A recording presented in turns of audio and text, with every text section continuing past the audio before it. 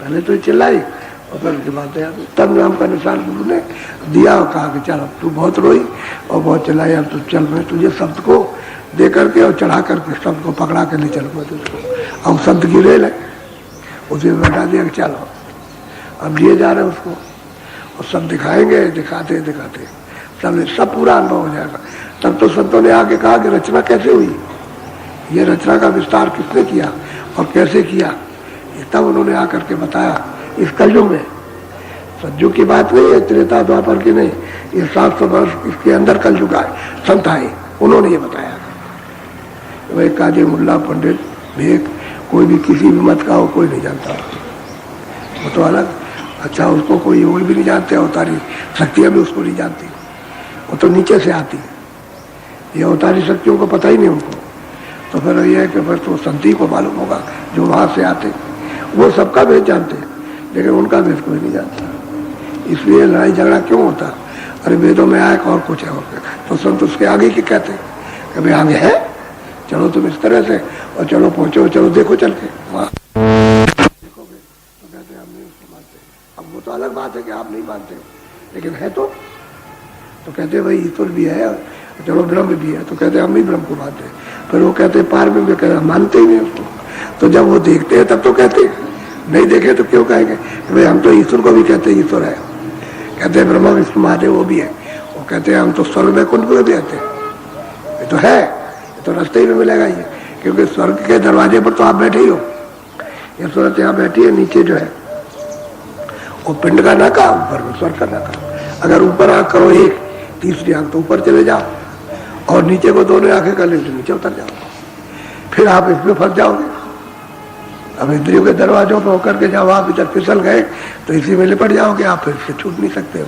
और ऊपर चले गए तो आपको स्वर्ग मिल सकता, ऊपर जाओगे बैकुंठ भी मिलेगा, और ऊपर जाओगे तो और लोग भी मिलेंगे, ऊपर तो बहुत लोग हैं वो भी मिल जाएंगे आपको, और ऊपर जाओगे और मिलेगा।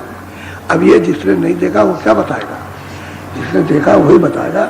तो संत आए, उन्होंने देखा और भक्तों को प्रेमियों को ले जाकर के दिखाया और उनको पहुंचाया, तब तो ये बात आई, नहीं तो बात कैसे आती, रास्ता कैसे मालूम होता।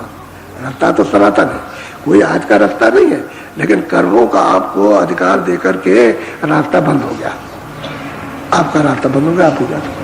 अगर वो कर्म आप समझ लें और कर्म पाप और पुण्य न करें तो रास्ता आपका साफ है।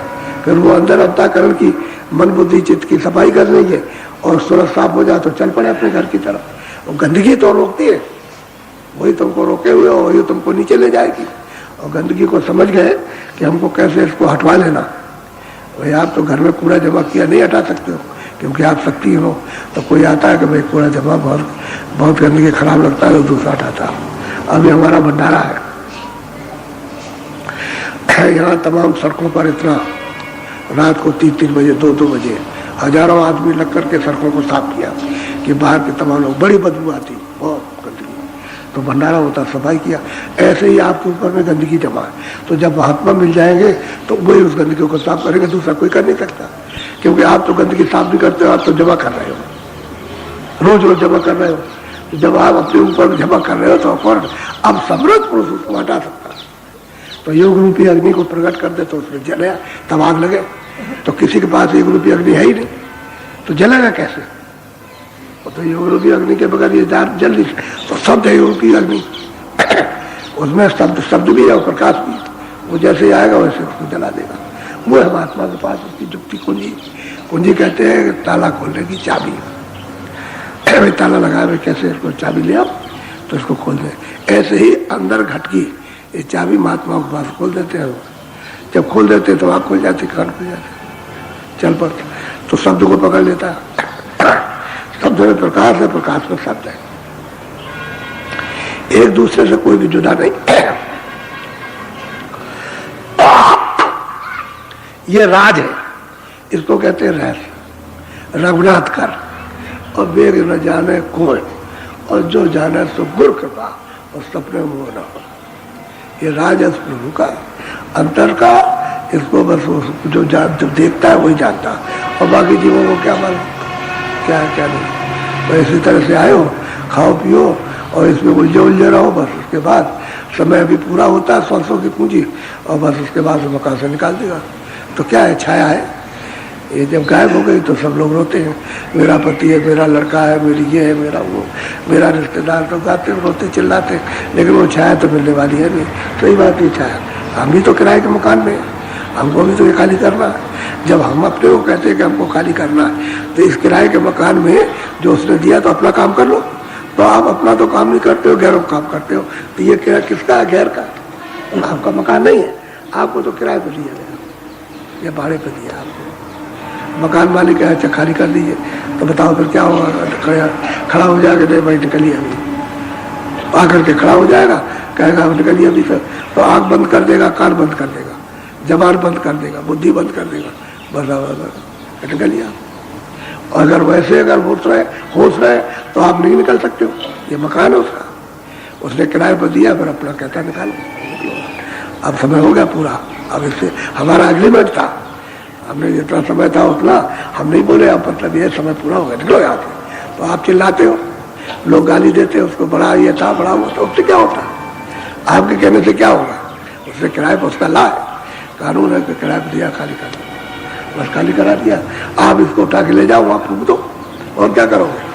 फूक दीजिए बस, या इसको काट दो, दूसरा तो कोई काम है नहीं, क्योंकि इस मनुष्य शरीर की कीमत फिर कुछ नहीं है। जैसे ही खाली हुआ वैसे अमोलक है, प्रभु को पाने के लिए अमोलक है, और बाकी इसकी कोई कीमत नहीं। और गृहस्थ आश्रम सबसे उत्तम, और न जानने का कारण नरक। अगर इसको जान लिया रहना कि इसमें कैसे रहना है, तब तो समझ लीजिए कि अमोलक, और नहीं तो फिर नरक हो गया। तो हम लोग जानते ही नहीं इस गृहस्थ आश्रम में, वैसे इसमें फंस करके। और तो जैसे आप पैदा हुए, आप अंधेरे में पैदा हुए, अज्ञान में, और अज्ञानी में अंधेरे में पालन पोषण हो रहा, आप काम कर रहे हो, और जब जाने लगे तो अंधेरे में चले जाओ, कुछ नहीं रहा। तो जो काम करना था अनमोल मनुष्य शरीर में, तो जीवात्मा का काम तो आपने कुछ नहीं किया। यदि महात्मा के पास जाते कि भाई घर में पहुंचने का कौन सा रास्ता है, तो उससे जाकर के सत्संग सुनते, प्रीत करते, प्रतीत करते, वो इच्छा जगा देता। जब जगाता तो फिर आप चिल्लाते उससे कि भाई हमको रास्ता बता दीजिए, हम भजन करना चाहते हैं, हम भी जाना चाहते हैं अपने घर में, तो बड़ा दुखदाई है। तो रास्ता देते तो दया करता, तो आप उसके बाद जाते ही नहीं, कोई क्या करेगा? असली बात ये तो सबको गुहार लगानी, यानी सबको रोना, सबको चीखना, चिल्लाना, बेतहाशा चिल्लाते, यानी बेतहाशा सब चिल्लाते, ऐसा नहीं। तो आप तो मतलब है कि कुछ नहीं जानते हो, तो आपको तो चिल्लाना चाहिए, लेकिन आपकी सुनवाई यहाँ, और जब वो मिल जाए तो उससे फिर चिल्लाओ कि कितने युग बीत गए, पता चलता है कितने युग बीत गए, यहाँ से गए हुए, तब जा करके ही मिले। अभी तक जब से छोड़ करके आए उसको, वो जो सबका पिता है उसको छोड़ करके आया, अभी तक नहीं मिला। जो ईश्वर और ब्रह्म और पार ब्रह्म, ये भी तो वहां छोड़ करके आए, तो वो तो खैर अपने स्थान पर ध्यान करते रहते हैं, वो तो बंधन से अलग है, लेकिन वो भी शरीर उसमें है।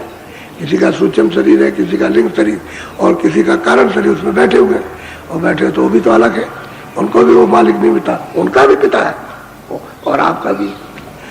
वो पिता ने उनको भी भेजा, और आप सब जीवात्माओं को, सब सुरतों को, सब लोगों को उसी ने भेजा।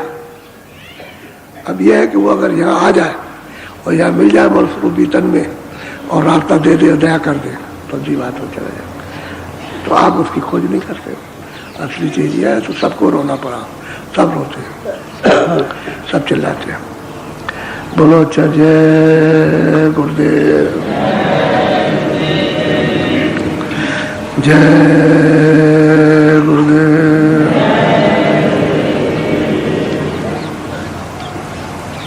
अब थोड़ा सा भजन बैठ जाओ। देखो पहले अभी तो जो 10 मिनट, 12 मिनट, 15 मिनट होता है वो तो होता ही, लेकिन शाम को आपको पूरा समय दिया जाता है कि आप 40 मिनट, 50 मिनट भजन में समय पूरा दो, भजन कराया जाता ताकि आपका अंदर का रास्ता, यानी आपका साफ हो, और नाम को पकड़ के चल पड़ो। अब इस वक्त तो सत्संग सुनना और थोड़ा सा कराना, और शाम को आपको पूरा भजन करने का समय, इस वक्त भजन करो। बैठ जाओ भजन पर, बैठो।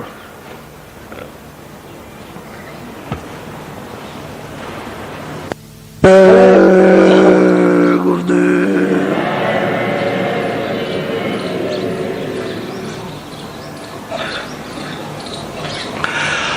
अब जो जो लोग रात को नए आए हो, बाकी तो अभी बैठना 5-7 मिनट, वो तो ध्यान करेंगे। जो नए आए हो तो बाहर आ जाओ, नए लोग बाहर आ जाओ, लेन में बैठ जाओ, आ जाओ जल्दी से। हाँ, कोई कुछ कहना सुनना हो, चलो बाहर आओ जल्दी से, ये तो दिन भर दौड़ते रहोगे। बैठो 5-7 मिनट, सामने देखो, अपनी आंख बंद करके सामने निशाना लगाओ, एक जगह बैठ, दृष्टि को रोको, आ जाओ जल्दी, तेजी से आओ बाहर।